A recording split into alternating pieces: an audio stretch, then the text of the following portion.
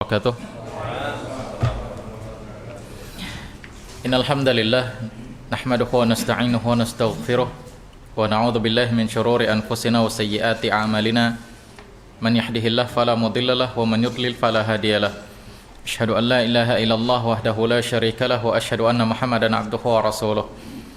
Faqala jalla wa ala ya ayyuhalladzina amanu taqullaha haqqa tuqatih wa la tamutunna illa wa antum muslimun. Ya ayuhan nasu attaqu rabbakum alladhi khalaqakum min nafsin wahidah wa khalaqa minha zawjaha wa batha minhuma rijalan katsiran wa nisaa'a wattaqullaha alladhi tasaaluna bihi wal arham innallaha kana 'alaikum raqiba.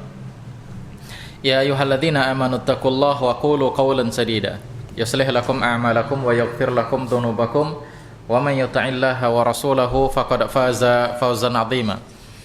Amma ba'd fa inna asdaqal hadiits kitabullah wa inna afdalal hadi hadi Muhammad sallallahu alaihi wasallam wa syarrul umuri muhdatsatuha fa inna kulla muhdatsatin bid'ah wa kulla bid'atin dhalalah wa kulla dhalalatin finnar. Ikhwani wa akhwati fillah, teman-teman sekalian rahimani wa rahimakumullah. Di malam hari ini kita akan bahas faedah tentang hadis yang ke-6 ini. Kita sudah sampai kepada faedah hadis yang ke-6, yaitu hadis hadis Abu Abdullah Nu'man bin Bashir tentang perkara-perkara syubhat. Ya, kita ulangin hadisnya sekali lagi. Nabi sallallahu alaihi wasallam mengatakan innal halala bayyin wa innal harama bayyin wa bainahuma umurun mushtabihat. Yang halal sudah jelas, yang haram itu sudah jelas. Di antara yang halal dan haram ada perkara samar. La ya'lamuhunna katsirun minan nas. Tidak banyak orang yang tahu. La ya'lamuhunna katsirun minan nas. Tidak banyak orang yang tahu. Ya. Faman ittaqa syubhat faqad istabra'a lidinihi wa irdihi. Siapa yang menjauhi syubhat, siapa yang bertakwa dari syubhat, menjauhi syubhat, maka dia telah melepaskan diri, bara' untuk agamanya dan kehormatannya. Dia telah melepaskan diri dari syubhat tersebut untuk agamanya dan kehormatannya. Wa man waqa'a fi syubhat waqa'a fil harami karra'i yar'a hawlal hima. Tapi barang siapa yang jatuh ke dalam masalah syubhat, sungguh dia akan jatuh nanti ke dalam perkara yang haram. Karra'i yar'a hawlal hima. Sama seperti seorang penggembala yang menggembalakan binatang ternaknya di daerah larangan. Yushiku an yaqa'a fih, yang dikhawatirkan dia akan jatuh ke dalam daerah larangan. Ala wa inna likulli malikin hima. Bukankah setiap raja itu punya tanah larangan? Ala wa inna himallahi maharimuh. Dan ketahuilah bahwasanya tanah larangan Allah itu adalah apa yang Allah haramkan. Ala wa inna fil jasadil mudghah. Dan ketahuilah bahwasanya di dalam jasad itu ada mudghah. Dalam jasad ada mudghah. Idza saluhat saluhal jasadu kulluh. Kalau mudghah itu baik, maka baiklah jasadnya.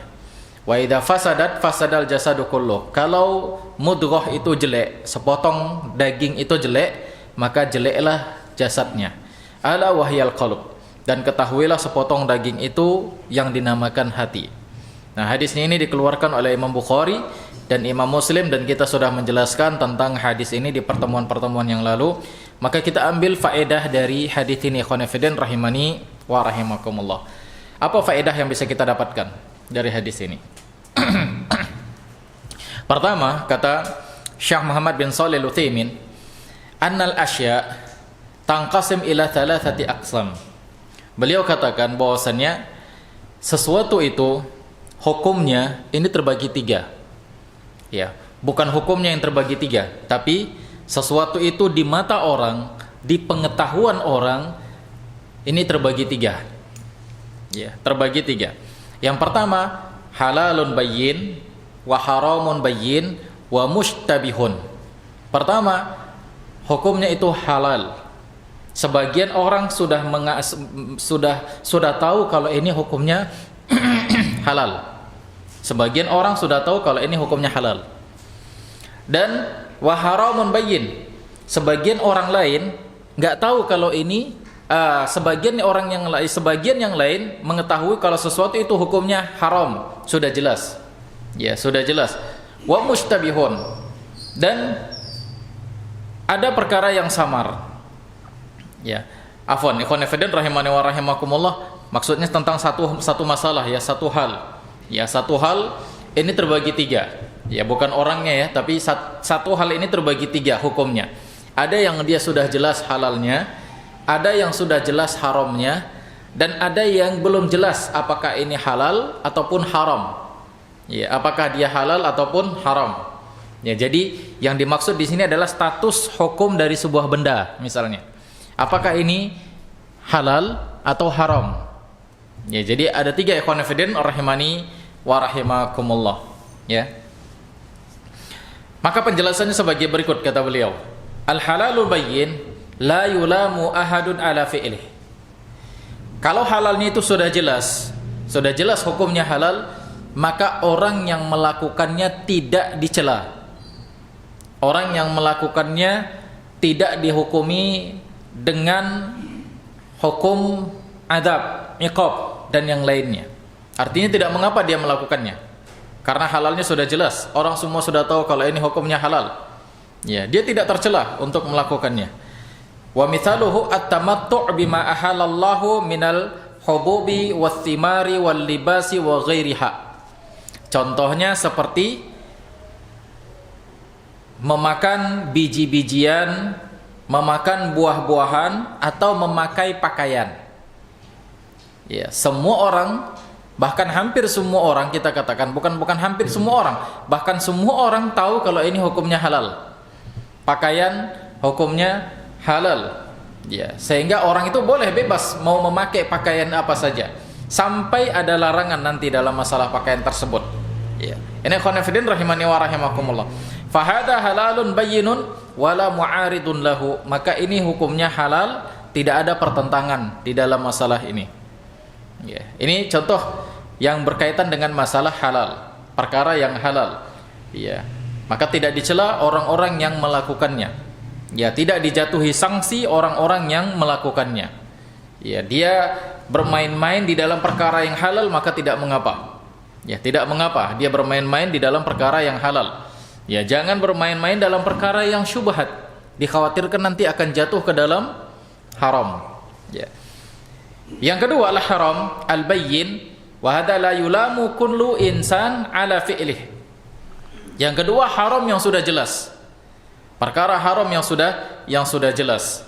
Maka orang yang melakukan perbuatan tersebut ini dicela. Orang yang melakukan perbuatan haram tersebut ini dicela. Artinya dia dijatuhi sanksi, dijatuhi iqab, imma fid dunya atau fil akhirah. Baik hukuman yang ada di dunia ataupun hukuman yang ada di akhirat. Wa mithalu syurbul khamar wa aklul maitah wal khinzir wa ma asbaha dzalik fa hadza hukmuhu dhahirun ma'rufun. Contohnya seperti minum khamar, makan daging bangkai, makan daging babi, dan yang lain-lainnya, maka ini hukumnya sudah jelas. Orang-orang sudah tahu kalau ini hukumnya apa? Haram. Nah, ini dia ikhwan fillah, perkara yang sudah jelas haram halalnya ataupun perkara yang sudah jelas haramnya, kalau ada orang yang membalikkan hukum ini yang bisa membuat orang tersebut kufur, keluar dari Islam, menghalalkan apa yang Allah haramkan, mengharamkan apa yang Allah halalkan. Itu dia. Ini yang bisa menyebabkan seseorang itu jatuh ke dalam kekufuran. Khonafidin rahimani wa rahimakumullah. Contoh seperti makan daging babi. Semua muslim, umumnya semua muslim pasti tahu kalau ini hukumnya apa? Haram. Semua muslim pasti tahu. Nah, tatkala ada yang membuat hukum dengan mengatakan daging babi halal. Daging babi tidak semuanya haram. Ya, babi haram. Tapi ada di antara daging babinya tersebut yang halal, misalnya. Dia bilang, ya, mungkin entah hati babinya, limpa babinya, atau daging babinya, atau kepala babinya, dan yang lain-lain. Dia bilang ini hukumnya halal, tidak mengapa. Maka orang ini, dia telah menghalalkan apa yang Allah haramkan, dan ini bisa kufur. Khonafidin rahimani wa rahimakumullah. Ya, sama seperti orang yang menghalalkan zina. Semua orang sudah tahu kalau zina itu hukumnya apa? Haram. Anak kecil sekalipun kalau ditanya apa hukumnya zina, dia tahu kalau ini nggak boleh, ini hukumnya haram. Tapi tatkala ada orang yang menghalalkan zina, maka dia telah menghalalkan apa yang Allah haramkan, dan ini bisa menyebabkan kekufuran. Ikhwan fillah rahimani wa rahimakumullah. Ya. Wa hunaka umurun mushtabihah. Namun di antara halal dan haram ini yang hukum yang sudah jelas, ada perkara yang samar di antara ini. Ada perkara yang samar. Wa hadhihi mahalul khilaf bainan nas. Ini terjadi perselisihan di antara manusia. Ya, di antara manusia. Kita katakan di antara manusia karena bisa jadi masalah mushtabihat ini ada yang jelas hukumnya di sebagian orang, sebagian yang lain mustabahat, syubhat. Ya, sebagian yang lain syubhat. Nanti kita jelaskan contohnya di sini, ikhwan fillah rahimani wa rahimakumullah. Fatajidun nas yakhtalifuna fiha faminhum man yuharrim wa minhum man yuhallil. Maka dalam perkara syubhat ini, perkara antara yang jelas haram halalnya dan jelas haramnya, di antara ini mereka atau manusia berselisih, berbeda pendapat, berbeda pandangan. Di antara manusia itu ada yang menghalalkan, di antara mereka ada yang mengharamkan. Dan di antara manusia itu ada yang tawakuf, tidak menghalalkan dan tidak pula mengharamkan, karena dia nggak tahu hukumnya apa, hingga dia pun nggak menetapkan halal dan nggak menetapkan haram. Di antara manusia ada yang memperincinya, ada yang mentafsilkannya. Ya, ini halal kalau dia seperti ini haram kalau dia seperti ini. Inilah perkara yang syubhat di mana manusia berselisih. Nah, kita katakan ikhwan fillah rahimani wa rahimakumullah, masalah syubhat ini juga misalnya ini masalah syubhat, ya. Bagi sebagian orang bisa jadi dia sudah tahu ini hukumnya secara jelas, apakah halal atau haram. Namun sebagian orang yang lain dia tidak tahu hukumnya ini apakah halal atau haram. Jadi sama sebagian orang hukumnya sudah jelas, sama sebagian yang lain hukumnya apa? Masih samar. Kita ambil contoh ikhwan fillah. Beliau katakan, mithalul mustabih. Contoh perkara yang syubhat. Contoh perkara yang syubhat. Syurbud dukhan. Apa itu syurbud dukhan? Apa artinya syurbud dukhan? Syaraba yashrabu. Minum asap. Syurbud dukhan, minum asap. Apa itu minum asap? Ngerokok. Ya, syurbud dukhan artinya ngerokok. Ya. Kana minal mustabih fi awwali tuhurihi. Awal ditemukannya rokok. Ini perkara yang syubhat. Termasuk di kalangan para ulama. Ini perkara yang syubhat. Apakah ini halal atau haram? Ya, awal ditemukannya rokok. Tahun berapa ditemukan rokok? Ada yang tahu? Mantan-mantan di sini ada yang tahu? Ya. Awal tahun ditemukannya rokok. Ini menjadi perkara syubhat di kalangan semua orang, termasuk di kalangan para ulama. Ya, mereka belum tahu ini hukumnya halal atau haram. Ya. Lakin tabayyana al-an ba'da taqaddumut tib. Nah, setelah ilmu kedokteran semakin berkembang, teknologi kedokteran semakin berkembang, barulah jelas keharaman rokok. Sebelum ilmu kedokteran berkembang, orang nggak tahu ini rokok hukumnya halal atau haram. Ya, karena nggak bisa dideteksi. Ya, nggak bisa dideteksi.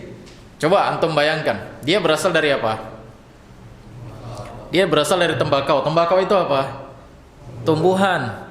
Ya, tumbuhan. Halal nggak tembakau? Halal. Ya. Nggak ada yang mengharamkan tembakau. Ikhwan fillah rahimani wa rahimakumullah. Ya, tembakau tumbuhan. Ya, ini ikhwan fillah rahimani wa rahimakumullah. Kemudian dia dilapisin dengan apa? Kertas. Ya, dilapisin dengan kertas. Nah, kertas ini halal atau haram? Misalnya antum jilat-jilat kertas. Boleh, bisa apa namanya? Boleh nggak antum jilat-jilat kertas? Nah, boleh, nggak ada masalah kan? Dia terbuat dari itu, dari tembakau dilapisin kertas. Kemudian ujungnya tempat ngisapnya itu apa? Busa. Ya. Antum nggak dihukumin haram kalau antum jilat-jilat busa, misalnya busa jok sepeda motor. Ya, ini khonifidin rahimani wa rahimakumullah. Ya. Semua berasal dari apa? Dari sesuatu yang halal. Semuanya komposisinya terbuat dari sesuatu yang halal. Sehingga nggak bisa dideteksi ini hukumnya halal atau haram. Jadi syubhat di awal pertama sekali ditemukannya rokok. Ya, karena mereka belum tahu ini bisa menyebabkan penyakit atau tidak. Sampai kapan? Sampai ilmu kedokteran dia semakin berkembang, barulah terdeteksi. Oh, ternyata rokok ini mengandung zat-zat ini, zat ini, zat ini, zat ini. Dalam satu batang rokok ternyata mengandung zat ini yang bisa memudaratkan tubuh. Tapi nggak hanya sampai di sini. Ya, nggak hanya sampai di sini. Dilihat ada nggak dalil yang menjelaskan larangan untuk memudaratkan tubuh. Ternyata ada.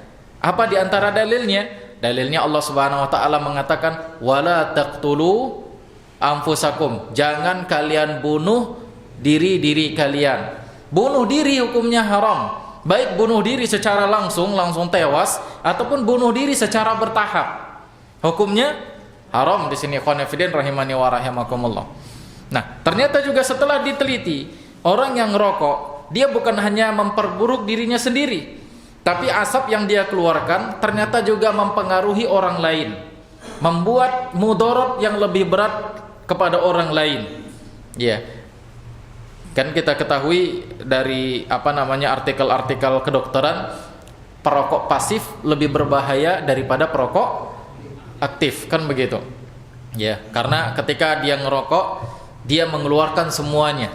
Ya, mengeluarkan racun-racunnya termasuk karbon dioksida juga dia keluarkan, bercampur di situ semuanya. Kemudian dihisap oleh orang lain, ya, asap rokoknya tersebut. Nah, ini bagi dia semakin lebih berbahaya daripada orang yang merokok itu sendiri. Maka di sini ada nggak dalilnya membuat orang lain berbahaya itu hukumnya haram? Ternyata ada. Dalilnya apa? La dirar wala dirar.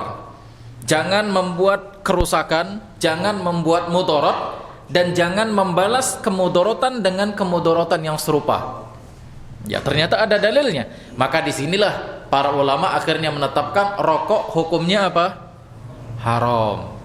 Ya, di awal pertama sekali diciptakan orang nggak tahu, tapi setelah berkembang ilmu kedokteran, barulah di situ para ulama mengeluarkan fatwa rokok hukumnya haram. Sehingga di zaman sekarang masalah rokok ini bukan masalah syubhat lagi di kalangan para ulama, bukan masalah syubhat, tapi di kalangan orang awam ini masih perkara apa? Perkara syubhat. Ya, di kalangan orang awam masih menjadi perkara syubhat.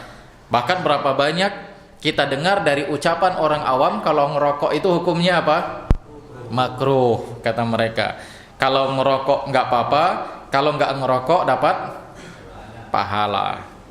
Ya, ini di kalangan orang awam. Ikhwan fillah rahimani wa rahimakumullah. Ya. Ini ikhwan fillah rahimani wa rahimakumullah. Maka beliau katakan, kana minal mushtabih fi awal lituhurihi, lakin tabayyana al-an ba'da taqaddumit tib. Awal pertama kali ditemukan rokok, ini jadi masalah syubhat, termasuk di kalangan para ulama. Ya. Namun sekarang setelah berkembangnya ilmu kedokteran, ya, wa ba'da an darasan nas hala hadat dukhan qata'an bi annahu haram. Dan setelah manusia mempelajari, ya, meneliti orang yang ngerokok, kondisi orang yang ngerokok, ya, tubuh dari orang yang ngerokok, maka jelaslah secara qat'i hukumnya haram. Ini khonafidin rahimani wa rahimakumullah. Ya. Wala iskal indana fi dzalik. Dan tidak ada iskal, tidak ada muskilah. Ya, tidak ada kesulitan bagi kita dalam masalah ini, kata beliau. Wa ala hadza fad-dukhan inda awwal tuhurihi kana minal umuril mushtabihah wa lam yakun minal umuril bayyinah thumma tahaqqaqa tahrimuhu wal man'u minhu. Jadi kata beliau, di awal ditemukannya rokok ini adalah perkara yang syubhat, namun sekarang setelah berkembang ilmu kedokteran, maka jelaslah hukum rokok itu haram. Nah ini khonafidin rahimani wa rahimakumullah ya. Namun sekali lagi kita katakan, bisa jadi dalam satu bentuk atau sesuatu ini hukumnya jelas di kalangan para ulama atau di kalangan orang-orang tertentu, tapi di kalangan yang lain ini masih perkara syubhat ya. Seperti rokok ini ya, rokok di kalangan orang-orang yang sudah ngaji, di kalangan para ulama, apalagi para ulama ya, di kalangan gak usah orang-orang, gak usah para ulama dan gak usah juga para ustadz, orang-orang yang sudah ngaji aja mereka paham kalau rokok ini hukumnya apa? Haram ya, orang-orang yang sudah ngaji. Tapi bagi orang lain yang di luar sana, yang mereka nggak pernah dengar pengajian, kalaupun cuma dengar pengajian-pengajian umum dari ustadz-ustadz tukang ngisap rokok kan begitu kan ya, dia dengar dari ustadz tersebut rokok hukumnya makruh, sehingga bagi dia ini masalah yang samar, bagi dia ini masalah yang samar. Bahkan mungkin dia pernah mendengar ustadz ini bilang makruh, ustadz ini bilang haram, mana yang jelas ini, akhirnya dia nggak ngerti, dia bingung. Nah ini khonafidin rahimani wa rahimakumullah. Nah demikian. Taib, lantas apa sebab yang membuat sesuatu itu menjadi samar hukumnya? Ya, apa sebab yang membuat sesuatu itu hukumnya menjadi samar bagi seseorang? Pertama kata beliau khonafidin, qillatul ilm. Pertama, minimnya ilmu. Ya, gak punya ilmu sehingga dia gak tahu ini hukumnya halal atau haram. Dia gak tahu ya, gak mau belajar, gak mau duduk di majelis ilmu ya, dia gak tahu. Khonafidin rahimani wa rahimakumullah. Faqillatul ilm tujibul ishtibah. Minimnya ilmu pasti akan membuat orang tersebut tentang satu masalah menjadi perkara syubhat. Karena minimnya ilmu, gak pernah duduk di majelis-majelis ilmu. Dan bahkan ya khonafidin, gak usah kita katakan orang lain, orang yang sudah ngaji saja hanya sekedar melabelkan dirinya sudah ngaji, tapi jarang duduk di majelis ilmu. Yang penting kan sudah ngaji, sudah tahu salaf itu apa, sudah tahu sunnah itu apa, tapi jarang duduk di majelis ilmu. Dengan orang yang sudah sering duduk di majelis ilmu, ini aja berbeda. Bagi orang yang sudah sering duduk di majelis ilmu, dia tahu nanti satu hukum, oh ini nggak boleh. Tapi yang ini yang jarang duduk di majelis ilmu, dia nggak tahu ini boleh atau enggak. Itu dia khonafidin rahimani wa rahimakumullah. Ya, makanya masalah ini, ya masalah adanya perkara syubhat ini sebenarnya mendorong manusia untuk tetap belajar, mendorong manusia untuk duduk di majelis ilmu. Ya, bahwasanya banyak perkara-perkara yang kita nggak tahu hukumnya. Ini khonafidin rahimani wa rahimakumullah. Lianna wasi'al ilm yu'arrifu asya' la ya'rifuha al-akharun. Karena luasnya ilmu itu akan membuka sesuatu. Ya, luasnya ilmu itu akan membuka sesuatu. Artinya dia akan mengetahui hukum-hukum sesuatu. Dia akan tahu, akan jelas bagi dia walaupun dia mungkin enggak bertanya. Ya. Misalnya ada satu perkara baru muncul, satu produk baru muncul. Ya. Kemudian dia lihat, dia analisis dengan dirinya sendiri. Dia analisis, oh ini berasal dari ini, berasal dari ini, berasal dari ini. Oh, yang ini gak boleh.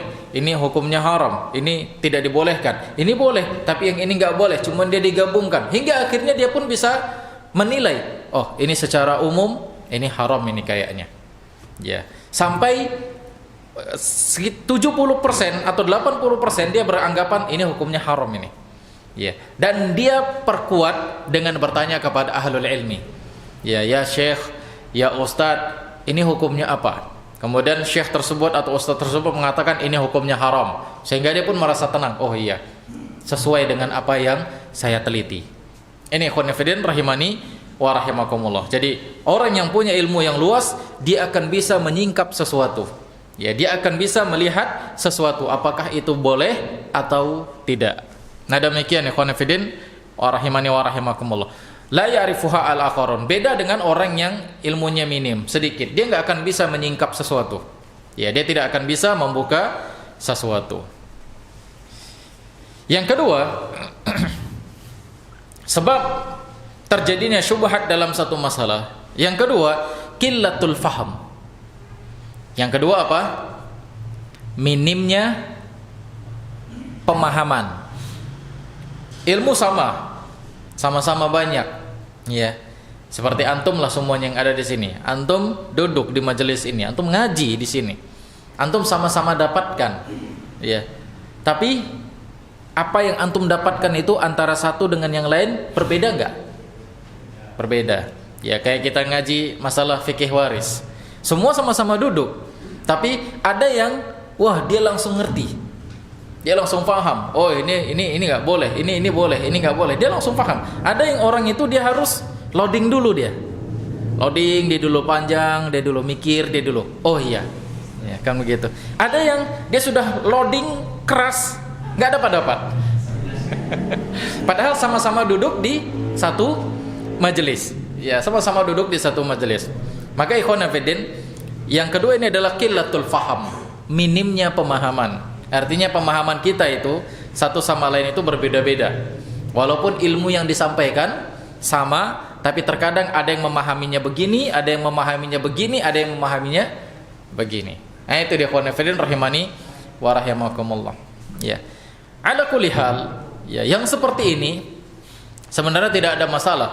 Ya, yang penting dia belajar, dia duduk, nanti lama-lama pemahamannya akan luas. Nah, itu dia ikhwan fillah.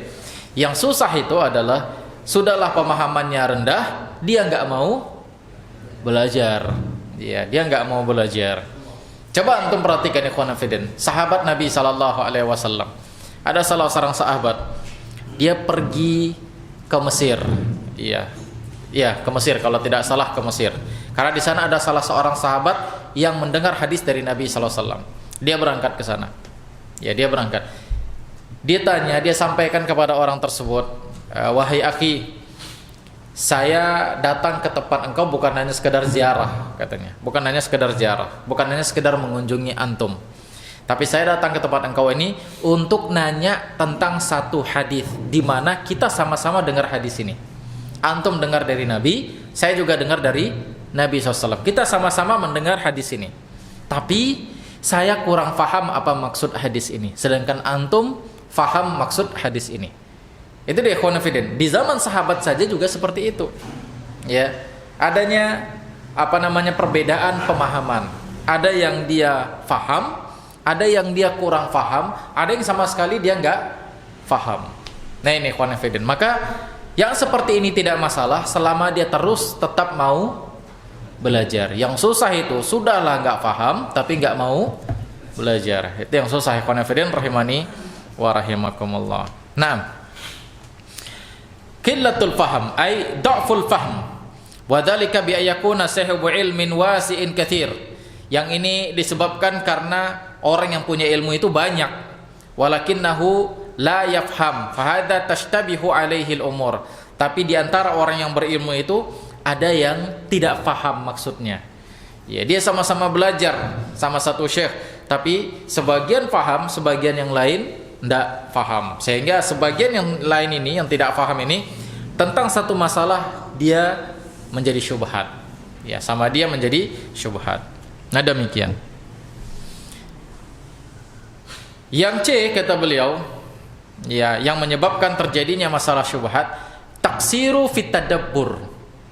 Minimnya penelitian. Ya, minimnya penelitian. Malas untuk meneliti. Ya, malas untuk menelaah. Ya, inilah yang juga menyebabkan syubhat sama orang tersebut. Bi alla yata'ab nafsahu fit tadabbur wal bahthi wa ma'rifatil ma'ani bi hujjati adami luzumi dzalik. Yaitu dia tidak mau bercapek-capek ya untuk mentadabburi, untuk meneliti, untuk membahas, untuk mengenal sesuatu. Dengan alasan apa? Enggak terjadi pada diri dia. Ya, nggak dia lewatin. Ya, ini juga akan menyebabkan jika terjadi pada dia masalah tersebut akan menjadi syubhat bagi dia. Misalnya apa, ikhwan fillah rahimani wa rahimakumullah. Misalnya lah antara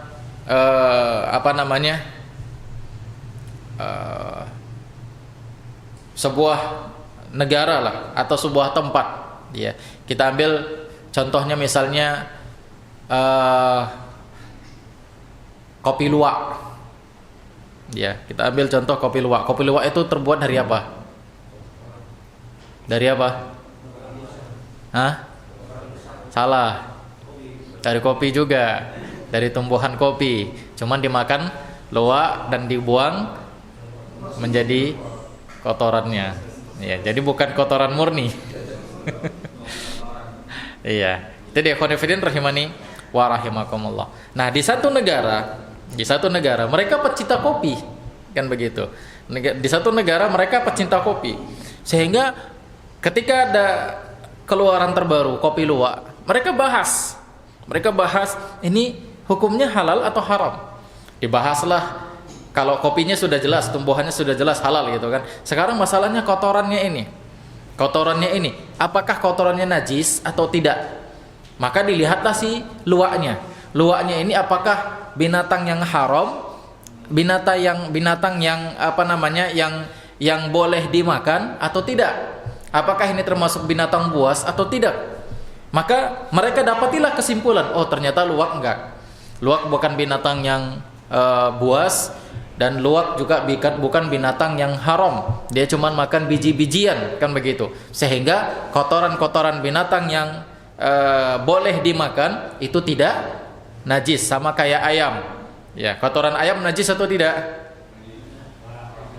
Kotoran ayam najis atau enggak?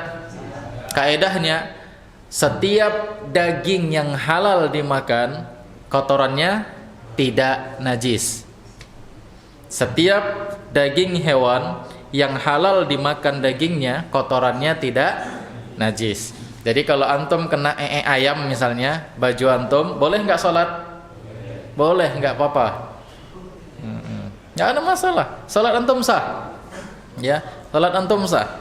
Kena kotoran lembu baju antum, sah nggak sholat antum? Antum tetap sholat dengan pakaian tersebut? Sah, nggak ada masalah. Ya, jadi itu kaidahnya. Setiap hewan yang halal dimakan dagingnya, maka kotorannya tidak najis. Ya, kotorannya tidak najis. Ya. Jadi, Ustaz, walaupun kita dilumurin pak tai lembu lah misalnya, kita sholat di masjid itu gimana Ustaz? Bau lah. Ini masalah yang berbeda, kan begitu. Kalau baunya itu masalah yang berbeda. Yang jelas, apakah sholat antum sah atau tidak? Sholatnya tetap sah. Ya, walaupun bau. Nah, ini khonafidin rahimani wa rahimakumullah. Ya, sama juga seperti kotoran ayam itu najis atau enggak? Enggak najis. Boleh enggak antum cicip-cicip? Kan pertanyaan itu, boleh enggak antum cicip-cicip? Iya. Boleh enggak? Saya tanya sama antum, boleh enggak antum cicip-cicip? Antum jilat-jilat. Hah? Boleh enggak? Saya tanya ini, boleh atau enggak? Kenapa enggak boleh? Hah? Bakterinya buat penyakit. Ini minuman yang kita minum apa enggak ada bakterinya? Ya, kalau dia enggak najis ya boleh aja. Cuman masalahnya wah jijik lah, itu kasus yang berbeda. Sama seperti tadi, masakan kita pakaian kita kena tai lembu, kita sholat kayak gitu, bau lah. Ini masalah yang berbeda. Kalau antum dibilang sholatnya sah atau tidak, sholatnya sah. Ya, tapi bau Ustadz, ya sudah, itu urusan antum mau ganti atau enggak. Sama juga, iya, enggak najis itu tai ayam. Jadi dijilat, jijik lah. Itu masalah antum, mau jilat atau enggak. Yang jelas saya enggak. Nah, ini khonafidin rahimani wa rahimakumullah. Nah, sehingga demikian kotoran luwak ini akhirnya dianggaplah sesuatu yang tidak najis. Kalau tidak najis boleh enggak dikonsumsi? Boleh. Itu dia khonafidin rahimani wa rahimakumullah. Ya, sama kayak tai ayam tadi. Kenapa antum mau makan kotoran luwak, kotoran ayam enggak? Itu kan karena sudah diolah, sudah diproses. Coba kalau seandainya kotoran ayam itu diolah, diproses jadi keripik. Ini konfidin rahimani wa rahimakumullah. Jadi disinilah pembahasan. Artinya di sini para ulama membahas, sehingga ketika mereka membahas perkara ini sudah nggak samar sama mereka. Oh ini boleh, kan begitu. Nah ada di satu negeri yang mereka itu memang nggak pecinta kopi. Sudah ada. Nah, baik. Ada di satu negeri yang mereka ini nggak pecinta kopi, sehingga apa? Mereka nggak mau bahas tentang masalah tai luwak ini. Kenapa? Di tempat kami nggak ada yang suka kopi, jadi malaslah bahas-bahas. Sehingga ketika muncul masalah ini pada mereka, akhirnya masalah ini menjadi apa sama mereka? Syubhat. Nah itu dia ikhwan fillah rahimani wa rahimakumullah. Jadi taksiru fit tadabbur, ya malasnya meneliti ini juga membuat syubhat, ya. Oleh karena itu ya kita belajar, kita menuntut ilmu, kita berusaha untuk mendapati pemahaman yang benar dalam masalah ilmu, dan juga rajin apa? Rajin meneliti, rajin membahas ini hukumnya apa ya, cari dalilnya, cari ini, cari itu, ya, rajin membahas itu akan membuat masalah sama orang tersebut tidak menjadi samar lagi. Nah ini khonafidin rahimani wa rahimakumullah.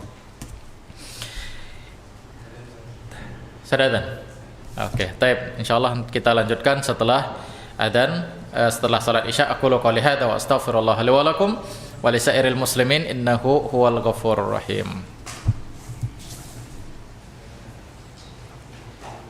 Kita ya yang menyebabkan terjadinya syubhat itu ada 4 kata beliau. Pertama, qillatul ilm, sedikitnya ilmu atau minimnya ilmu. Yang kedua, qillatul faham, minimnya pemahaman. Yang ketiga, taksiru fit tadabbur, ya kurangnya penelitian, kurangnya tadabbur, ya. Dan yang terakhir, yang keempat kata beliau, wahwa a'dhamuha, dan ini yang lebih parah, ya, yang menyebabkan terjadinya syubhat ini yang lebih parah. Di antara yang ketiga, kalau yang ketiga tadi ini maklum, masih dimaklumin. Ada orang yang nggak punya ilmu, kemudian dia tentang satu masalah sama dia syubhat, ya ini dimaklumin. Yang kedua, dia punya ilmu tapi pemahamannya rendah, ini dimaklumin. Yang ketiga, kurang penelitian, ini masih dimaklumin. Tapi yang keempat, kata beliau, ini parah, ya. Wahwa a'dhamuha, dan ini yang paling besar, yang merusak, yaitu apa? Su'ul qasdi. Dia punya tujuan yang jelek, punya tujuan yang buruk, ya, punya tujuan yang jelek atau punya tujuan yang buruk, niat yang buruk. Bi alla yaqsidul insan illa nasra qawlihi faqat bi qat'in nadar an kaunihi sawaban aw khata'an. Yaitu apa? Yaitu dia tidaklah menginginkan sesuatu kecuali hanya untuk membela pendapatnya saja. Misalnya tentang satu masalah, ini halal atau haram, apakah ini hukumnya halal atau haram, dia cenderung kepada halal, boleh sama dia. Tapi kecenderungannya ini hanya semata-mata untuk membenarkan pendapatnya saja, sehingga dia tidak mau membahas, tidak mau meneliti apakah ini benar atau salah. Ya, ini termasuk dikatakan para ulama su'ul qasdi, tujuan yang jelek. Artinya dia pengen selera perutnya aja. Misalnya gini, konfidin rahimani wa rahimakumullah. Dia dagang, dia jualan, kemudian untungnya banyak. Dapatlah satu masalah ini. Satu masalah, apakah perkara ini boleh atau enggak? Satu masalah ini, problem, transaksi jual beli misalnya. Apakah ini boleh atau enggak? Sementara dia tahu ini, transaksi ini dia lakukan, untung gede ini. Untung akan besar. Ya, untungnya banyak, berlimpah. Dia tahu di sini. Tapi masalah ini nggak jelas apakah halal atau tidak. Nah, dia pun berpendapat halal kok, nggak apa-apa. Dan dia nggak mau meneliti lebih lanjut. Karena apa? Karena tujuannya untuk mencari apa tadi? Keuntungan yang besar. Ya, ini termasuk dikatakan oleh para ulama su'ul qasdi. Jeleknya tujuan dia. Ya, tujuannya hanya sekedar materi dunia, bukan masalah hukumnya, hanya mencari keuntungan saja. Ya, ini termasuk su'ul qasdi. Nah, demikian ikhwan fillah rahimani wa rahimakumullah. Faman hadhihi niyyatuhu fa innahu yuharramu al-wusula ila al-ilmi. Kalau ada orang yang tujuannya, niatnya hanya ini, maka diharamkan kepada dia untuk mendapatkan ilmu. Diharamkan untuk dia mendapatkan ilmu. Kenapa bisa diharamkan untuk dia ilmu? Karena dia nggak akan mau meneliti ini. Dia nggak akan mau membahas. Yang penting untung gede di sini. Dah menurut saya ini nggak apa-apa lah, halal lah. Ada penjelasan dari para ulama begini. Saya nggak mau peduli lah itu. Saya nggak mau, nggak usah. Nanti pusing kepala saya. Udahlah, yang penting nggak apa-apa ini halal. Ya, diharamkan sama dia ilmu. Artinya dia nggak akan mendapatkan ilmu nanti. Karena apa? Karena dia sendiri yang menjauhkan dirinya dari ilmu tersebut. Ya, yang penting untung gede. Yang penting untung gede. Makanya beliau katakan orang yang tujuannya seperti ini itu diharamkan untuk dia ilmu. Nas'alullah al-afiyah li an yaqsida minal ilmi ittiba'ul hawa. Ya. Kita meminta kepada Allah Subhanahu wa taala keafiatan karena orang li'annahu yaqsidu minal ilmi ittiba'ul hawa, karena tujuannya itu untuk nuntut ilmu itu, tujuannya untuk nuntut ilmu, tujuannya untuk mengikuti hawa nafsunya. Ya, dia belajar itu tujuannya untuk ngikutin hawa nafsu. Tujuannya untuk mencari celah mana yang bisa kira-kira dijalankan, dibuat. Ini mirip seperti orang apa? Yahudi. Orang Yahudi berilmu, tapi dengan ilmunya tersebut dia mencari celah untuk keuntungan pribadinya. Dia dia bolak-balik ilmunya tersebut. Ini khonafidin rahimani wa rahimakum. Dan ada model orang yang seperti ini. Ya, ada model orang yang seperti ini. Dia nggak peduli ini boleh atau enggak. Yang penting orang melihat dirinya berilmu. Sehingga ketika dia bilang boleh karena tujuan dia itu adalah mencari keuntungan, dia bilang boleh. Akhirnya orang-orang pun mengatakan, "Oh, Ustadz Fulan bilang nggak apa-apa." Karena tujuan dia itu untuk apa? Cari keuntungan. Confident, baik keuntungan materi atau keuntungan relasi orang-orang sama dia. Ya, ini termasuk su'al qasdi. Ya, ini termasuk orang yang tujuannya jelek. Ya, tujuannya jelek. Confident, niatnya nggak benar ketika belajar.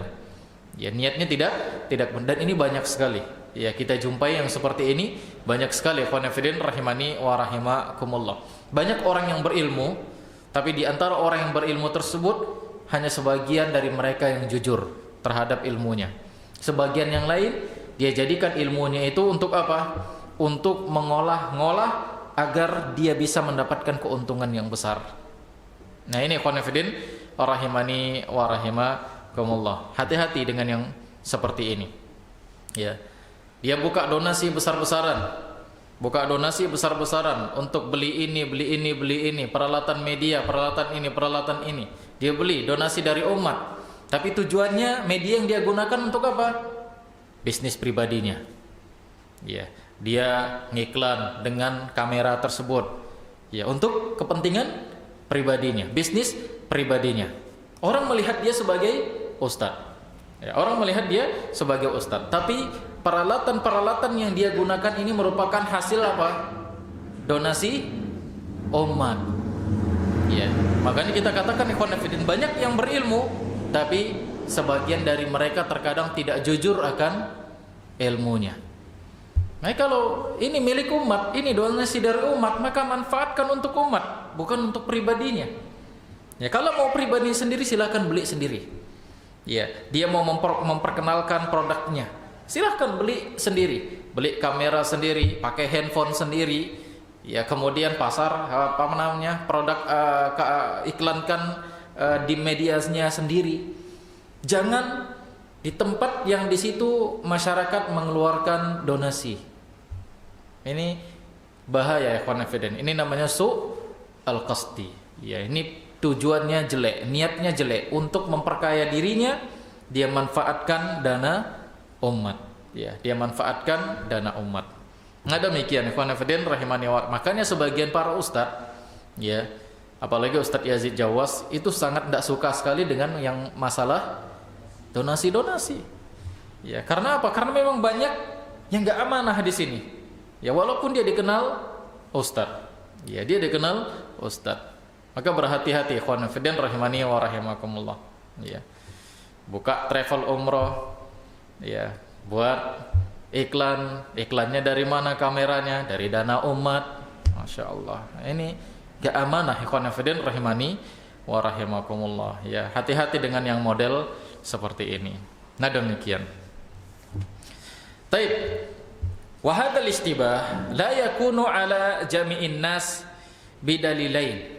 Ahaduhuma minan nas wa huwa qauluhu sallallahu alaihi wasallam la ya'lamuhunna katsirun minan nas, yakni katsirun ya'lamuhunna wa tsani minal ma'na.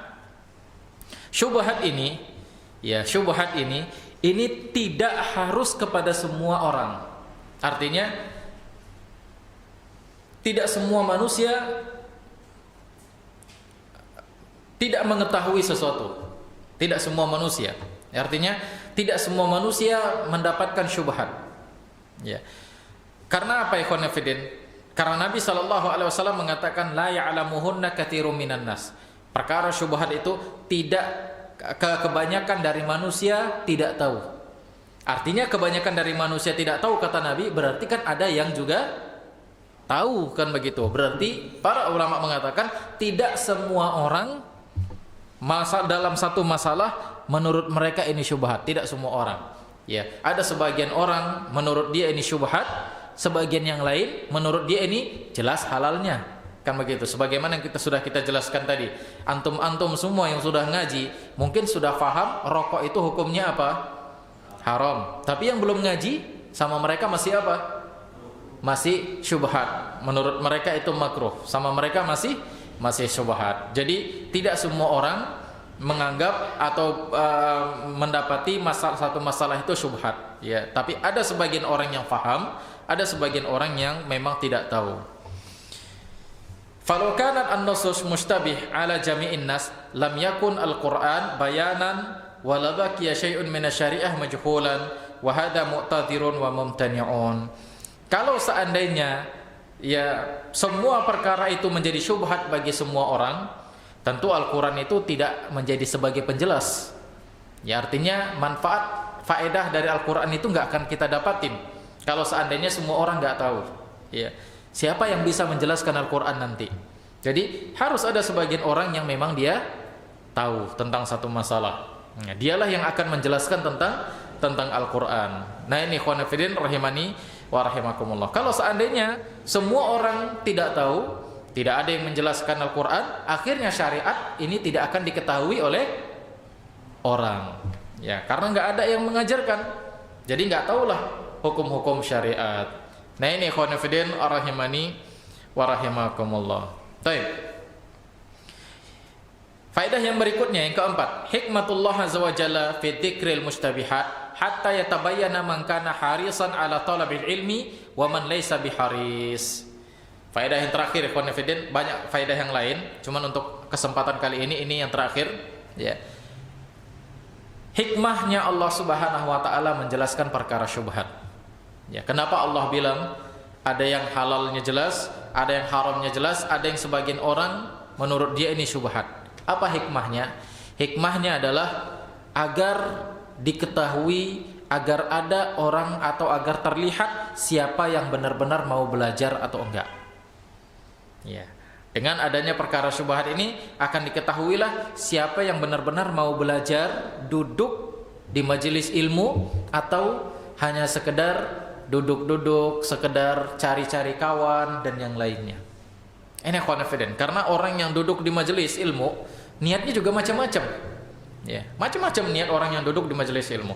Ada orang yang duduk di majelis ilmu itu niatnya cuma hanya sekedar ngumpul-ngumpul sama kawan-kawan. Ngumpul sama kawan-kawan agar mungkin biar nggak dibilang sudah kawan ini sudah lain arahnya, sudah nggak pernah ngumpul lagi sama kita, sudah nggak pernah duduk lagi di majelis ilmu. Ya, ada yang tujuannya itu bukan karena itu, tujuannya itu karena duniawi. Ya mungkin kawan partner kerjanya, kawan yang bisa jalan sama dia untuk berbisnis duduk di situ di majelis itu. Akhirnya pun dia juga duduk di majelis tersebut. Ya. Ada yang hanya sekedar biar ngisi absen. Ya gitu. Biar wajahnya kelihatan. Biar wajahnya kelihatan. Itu khonafidin rahimani wa rahimakumullah. Dan ada yang memang niatnya itu benar-benar untuk ilmu. Ya, niatnya ketika duduk benar-benar untuk mengetahui mana halal, mana haram, mana boleh, mana enggak. Agar untuk apa? Agar dia amalkan. Itu ikhwan fillah. Ya. Dan ada juga orang yang niatnya itu nuntut ilmu, tapi tujuannya itu untuk membolak-balikkan ilmu itu agar dia mendapatkan keuntungan. Seperti yang kita sebutkan tadi. Ya, su'ul qasdi, tujuan yang jelek itu. Ya, ada orang yang datang di majelis ilmu tujuannya untuk itu, mencari celah mana yang bisa dilakukan. Ini khonafidin rahimani wa rahimakumullah. Jadi ini salah satu hikmah kenapa Allah Subhanahu wa taala buat sesuatu itu ada perkara yang syubhat. Nah demikian ya khonafidin rahimani wa rahimakumullah. Kita cukupkan kajian kita pada malam hari ini, mudah-mudahan bermanfaat. Bagi antum yang mau bertanya, tafadhal silahkan.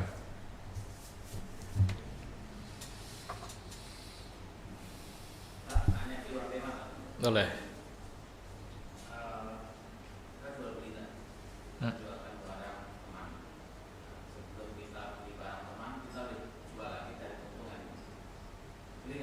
Kayak mana? Kita jual barangnya sehabis lah taruhlah harga 100, tapi belum saya bayar, saya jual lagi 110 gitu. Kita udah cari keuntungan dengan belum bayar habis itu. Boleh atau enggak? Kalau antum sudah punya kesepakatan maka boleh. Artinya antum menjadi agen sama dia. Walaupun antum belum bayar. Gitu dia. Maka ini dibolehkan. Ini istilahnya keagenan. Ya, dibolehkan yang seperti ini. Antum cuma ambil barangnya dulu, kemudian antum jualkan ke orang lain, antum dapatkan keuntungan baru antum setor.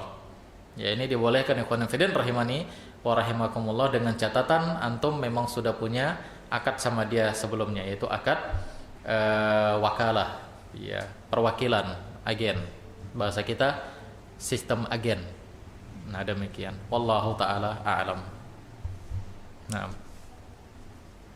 Baik, ada lagi yang lain? 1, 2, 3. Baik, kita cukupkan kajian kita, mudah-mudahan bermanfaat. Aqulu qouli hadza wa astaghfirullah li wa lakum wa li sairil muslimin innahu huwal ghafurur rahim. Subhanakallahumma bihamdik asyhadu an la ilaha illa anta astaghfiruka wa atubu ilaik. Assalamualaikum warahmatullahi wabarakatuh.